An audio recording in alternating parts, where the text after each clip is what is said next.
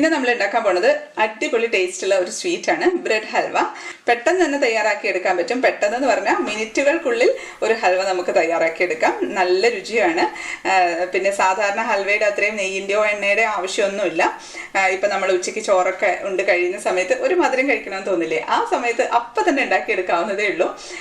കണ്ടോ നമ്മുടെ ഹൽവ എന്ത് ഭംഗിയെ കാണാനായിട്ട്, നല്ല സോഫ്റ്റുമാണ്. ഇപ്പോൾ ഒരു വിരലുകൊണ്ടൊക്കെ ഒന്ന് മുറിച്ചെടുക്കാവുന്നതേ ഉള്ളൂ കേട്ടോ. നമ്മൾ വായിലിട്ടാൽ അലിഞ്ഞു പോകുന്ന ഒരു ഹൽവയാണ്. അപ്പോൾ നമുക്ക് എളുപ്പത്തിൽ തയ്യാറാക്കാൻ പറ്റിയ നല്ല രുചിയുള്ള ഒരു ഹൽവയുടെ റെസിപ്പി കാണാം. വീഡിയോ തുടങ്ങുന്നതിന് മുമ്പ് ഒരു കാര്യം ഞാൻ ഓർമ്മപ്പെടുത്തട്ടെ. സബ്സ്ക്രൈബ് ചെയ്യാത്തവരുണ്ടെങ്കിൽ സബ്സ്ക്രൈബ് ചെയ്യാൻ മറക്കരുതേ.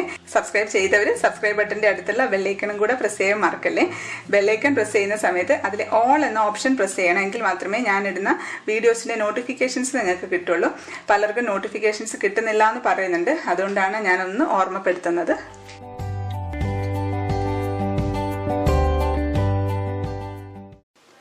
അപ്പോൾ നമ്മൾ ബ്രെഡ് ഹൽവ ഉണ്ടാക്കാനായിട്ട് ഒരു 4 പീസ് ബ്രെഡ് സ്ലൈസ് എടുത്ത് വെച്ചിട്ടുണ്ട്. സാധാരണ നമ്മൾ പാക്കറ്റിൽ വാങ്ങിക്കുന്ന ബ്രെഡാണ്, ഏതായാലും കുഴപ്പമില്ല. നമുക്കത് പൊടിച്ചെടുക്കാൻ പറ്റുന്ന ബ്രെഡായിരുന്നാൽ മതി. നമുക്കൊരു മിക്സിയുടെ ജാറിലേക്ക് ഇതെല്ലാം കൂടെ ഒന്ന് പൊട്ടിച്ചിട്ട് കൊടുക്കാം. ഇത് നമുക്ക് നന്നായിട്ടൊന്ന് പൊടിച്ചെടുക്കാം. ഇപ്പോൾ ബ്രെഡ് പൊടിച്ചെടുത്തിട്ടുണ്ട്. കഴിയുന്നത്രയും നന്നായിട്ട് തന്നെ പൊടിച്ചെടുത്തിട്ടുണ്ട്. നമുക്കൊരു പാത്രത്തിലേക്ക് 2 ടേബിൾ സ്പൂൺ കോൺഫ്ലവർ ഇട്ട് കൊടുക്കാം.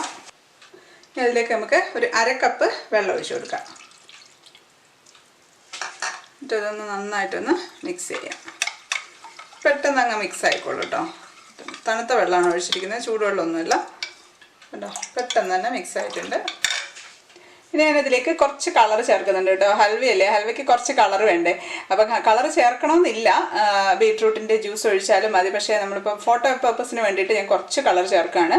ഇപ്പോൾ ഷെഫ് മാസ്റ്ററിൻ്റെ സൂപ്പർ റെഡ് എന്ന് പറഞ്ഞിട്ടുള്ള കളറാണ്. ഏത് കളർ വേണമെങ്കിലും ഉപയോഗിക്കാം കേട്ടോ. ഞാനിപ്പോൾ എൻ്റെ അടുത്തുള്ള ഈ കളറാണ്, അതുകൊണ്ട് ഇത് ഉപയോഗിക്കുകയാണ്. ഇത് ഞാനൊരു 3 ഡ്രോപ്പ് ഒഴിച്ചു കൊടുക്കുകയാണേ. അപ്പോൾ ഇത് മതിയാവും. നമ്മൾ കളർ പൊടിയാണെന്നുണ്ടെങ്കിൽ അത് ഒരു നുള്ളം ഇട്ട് കൊടുത്താൽ മതി. ഇട്ട് നോക്കിയിട്ട് നിങ്ങൾക്ക് കളർ എത്ര വേണോ അതിനനുസരിച്ച് ഇട്ട് കൊടുത്താൽ മതി. നല്ല ക്വാളിറ്റിയുള്ള കളർ തന്നെ ഉപയോഗിക്കാം. ഇതിപ്പോൾ ഇത് മതി.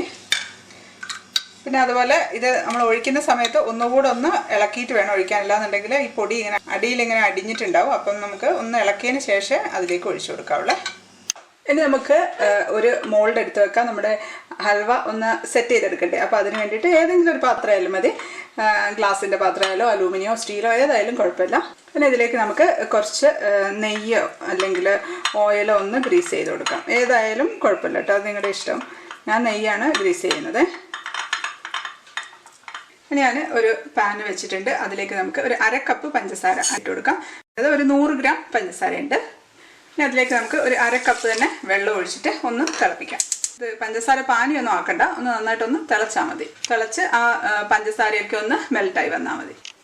പഞ്ചസാര പാനി അവിടെ തിളയ്ക്കാനായിട്ട് വെച്ചിട്ടുണ്ട്. ആ സമയത്ത് നമുക്കിവിടെ ഒരു പാൻ ചൂടാക്കാം. ഒന്നുകിൽ ചൂട് കട്ടിയുള്ള ഒരു പാത്രം എടുക്കാം, അല്ലാന്നുണ്ടെങ്കിൽ നോൺ സ്റ്റിക്കിൻ്റെ പാത്രം എടുത്താലും മതി. അതിപ്പോൾ പാൻ ചൂടായിട്ടുണ്ട്. നമുക്കതിലേക്ക് 1 ടേബിൾ സ്പൂൺ നെയ്യ് ഒഴിച്ചു കൊടുക്കാം. നെയ്യ് ചൂടായിട്ടുണ്ട്. നമുക്ക് തീ ഒന്ന് കുറച്ച് വെച്ചിട്ട് ഈ പൊടിച്ച് വെച്ചിരിക്കുന്ന ബ്രെഡില്ലേ അതിട്ട് കൊടുക്കാം. അത് ഇടുന്ന സമയത്ത് അടിഭാഗം ഒന്ന് കരിഞ്ഞു പോയത്, അതുകൊണ്ടാണ് തീ കുറച്ച് വെക്കാൻ പറഞ്ഞത്. ഇത് നമുക്കൊന്ന് ഇളക്കിയിട്ട് ഒന്നൊന്ന് മുരിച്ചെടുക്കാം. നമ്മൾ തീ കൂട്ടി വെച്ച് തന്നെ നമുക്ക് ഇളക്കിക്കൊണ്ടിരുന്നാൽ മതി. അപ്പോൾ കുഴപ്പമില്ല, പെട്ടെന്ന് തന്നെ ഫ്രൈ ആയിട്ട് കിട്ടും. ഇതിപ്പോൾ തേങ്ങ വറുക്കുന്ന അത്രയും സമയമൊന്നും വേണ്ട കേട്ടോ, പെട്ടെന്ന് തന്നെ ഫ്രൈ ആയിട്ട് കിട്ടും. ഇപ്പോൾ നന്നായിട്ടൊന്ന് തിളച്ചിട്ടുണ്ട്, അത് മതി. ഞാൻ ഓഫാക്കണേ. ഇപ്പോൾ കളറൊക്കെ മാറി വരുന്നുണ്ട്. അപ്പോൾ നമുക്ക് സിമ്മിലേക്ക് വെച്ച് കൊടുക്കാം കേട്ടോ. ഇനി അങ്ങ് പെട്ടെന്ന് അങ്ങ് ആയിപ്പോവും. ഒരുപാടങ്ങ് കരിഞ്ഞു പോകരുത്. ഇപ്പോൾ ഞാനൊന്ന് ഓഫാക്കിയിട്ടുണ്ട്. ഓഫാക്കിയിട്ട് നമുക്കൊന്ന് ഇളക്കി കൊടുക്കാം. അപ്പോൾ ആ കറക്റ്റായിട്ടുള്ള ഒരു പരുവത്തിലേക്ക് വരും. ഇപ്പോൾ ഇത് നമുക്കിങ്ങനെ ഇളക്കുന്ന സമയത്ത് ഒരു കിരികിരാന്നുള്ള ഒരു ഇത് വരും, ഒരു മുരിഞ്ഞിട്ടുള്ള ഒരു നമ്മളിപ്പോൾ തേങ്ങയൊക്കെ വറക്കില്ലേ, അപ്പോൾ അതുപോലെ ആയിട്ടുണ്ടാവും. ഇത് അതുപോലെ നല്ല മുരിഞ്ഞിരിക്കും. നമ്മളിങ്ങനെ എടുത്ത് ഒന്ന് പ്രസ് ചെയ്ത് കഴിയുമ്പോഴത്തേക്കും അതിൽ നിന്ന് എണ്ണ ഇങ്ങനെ നെയ്യ് ഇങ്ങനെ വരുന്ന ആ ഒരു പരുവത്തിലുണ്ടാവുക. ഈ ഒരു പരുവം മതി. ഇപ്പോൾ ഞാൻ ഓഫാക്കി തന്നെ ഇട്ടിരിക്കുകയാണ്. അപ്പോൾ ഓഫാക്കി അതിനകത്തോട്ട് തന്നെ പഞ്ചസാരയുടെ പാനി വെച്ച് കൊടുക്കുകയാണ്.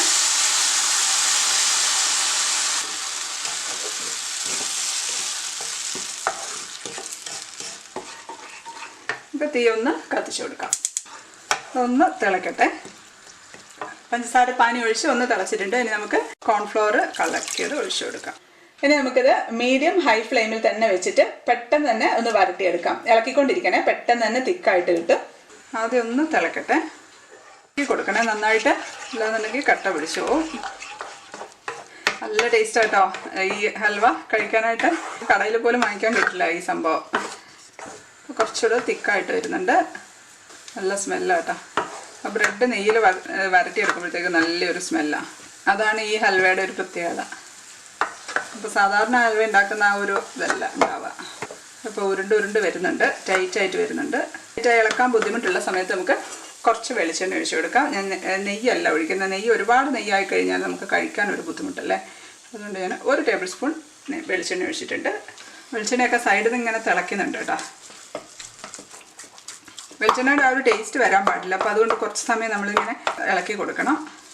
ഇതിൽ നമ്മൾ ഉപ്പൊന്നും ഇടേണ്ട ആവശ്യമില്ല കേട്ടോ, കാരണം നമ്മൾ ബ്രെഡിൽ ഉപ്പുണ്ടാവും. ഉപ്പിട്ട് കഴിഞ്ഞാൽ ഉപ്പ് അധികമായി പോകും. ഒന്ന് ടേസ്റ്റ് ചെയ്ത് നോക്കട്ടെ. നല്ല രുചിയുണ്ട് കേട്ടോ, നല്ല ടേസ്റ്റാണ്. ഞാൻ പലർക്കും ഉണ്ടാക്കി കൊടുത്തിട്ടുണ്ട് എന്താ സാധനം എന്നൊന്നും ചോദിച്ചിട്ട്, പക്ഷെ ആരും ഒന്നും പറഞ്ഞിട്ടില്ല ഇതുവരെയ്ക്ക് മെയിനായിട്ടുള്ള ഇൻഗ്രീഡിയൻ്റ് എന്താണെന്ന്. നന്നായിട്ടൊന്ന് ഉരുട്ടിയെടുത്തിട്ടുണ്ടേ, ഇത് മതി. അവസാനം വെളിച്ചെണ്ണ ഒഴിച്ചിട്ട് ഉടനെ എടുക്കരുത്. വെളിച്ചെണ്ണ ഒഴിച്ച് കുറച്ച് സമയം ഒന്ന് നന്നായിട്ട് അതെല്ലാം ഒന്ന് ഇതിലേക്ക് പിടിച്ച് വരണം. അപ്പം അത്രയും മതി. നമുക്ക് പെട്ടെന്ന് തന്നെ മോൾഡില്ലേ അതിലേക്ക് ഇട്ട് കൊടുക്കാം. ചൂടോടുകൂടി തന്നെ അങ്ങ് ഇട്ട് കൊടുക്കണം. നമ്മൾ നെയ്യെടുത്ത ആ സ്പൂണില്ലേ, ആ സ്പൂൺ വെച്ച് ഒന്ന് പ്രസ് ചെയ്ത് കൊടുത്താൽ മതി. അപ്പോൾ അവിടെ നന്നായിട്ട് അങ്ങ് ഉള്ളിലേക്ക് പൊക്കോളും. ഇതിപ്പോൾ 5 മിനിറ്റൊക്കെ ആയിട്ടുണ്ട്. ഒരുപാട് തണുക്കാൻ വേണ്ടി വെയിറ്റ് ചെയ്യരുത്. അതിന് മുമ്പ് തന്നെ നമുക്ക് ഡിമോൾഡ് ചെയ്തെടുക്കാം. ഇത് നമ്മൾ അടച്ചു വെക്കരുത്. ഉണ്ടാക്കിയതിന് ശേഷവും ഡിമോൾഡ് ചെയ്തതിന് ശേഷവും അടച്ചു വെക്കരുത്. ഇനി നമുക്കിതൊന്ന് മുറിക്കാം. നല്ല ഭംഗിയിലെ കാണാനായിട്ട്, നല്ല സോഫ്റ്റാണ് കേട്ടോ, മുറിക്കുമ്പോൾ തന്നെ അറിയാം. അപ്പോൾ ഞാനൊന്ന് ടേസ്റ്റ് ചെയ്ത് നോക്കട്ടെ. നല്ല ടേസ്റ്റ് ഉണ്ട് കേട്ടോ. നിങ്ങൾക്ക് തീർച്ചയായിട്ടും ഇഷ്ടപ്പെടും. പിന്നെ ഇതിൽ നമ്മൾ പ്രിസർവേറ്റീവ്സ് ഒന്നും ചേർത്തിട്ടില്ലല്ലോ, അതുകൊണ്ട് ഒരു ദിവസത്തിൽ കൂടുതൽ പുറത്ത് വെക്കരുത് കേട്ടോ, ഫ്രിഡ്ജിലേ വെക്കാവുള്ളൂ. കൂടുതൽ ദിവസം വെക്കണം എന്നുണ്ടെങ്കിൽ ഇതിപ്പോൾ ഈ ഒരു ക്വാണ്ടിറ്റി നമ്മൾ ഒരു 3-4 പേർക്ക് കഴിക്കാവുന്നതേ ഉള്ളൂ.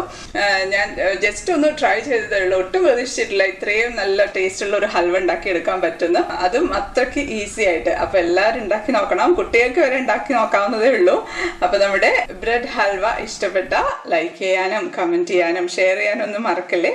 അടുത്തൊരു അടിപൊളി റെസിപ്പി ആയിട്ട് കാണാം. Till then stay happy, stay positive. By.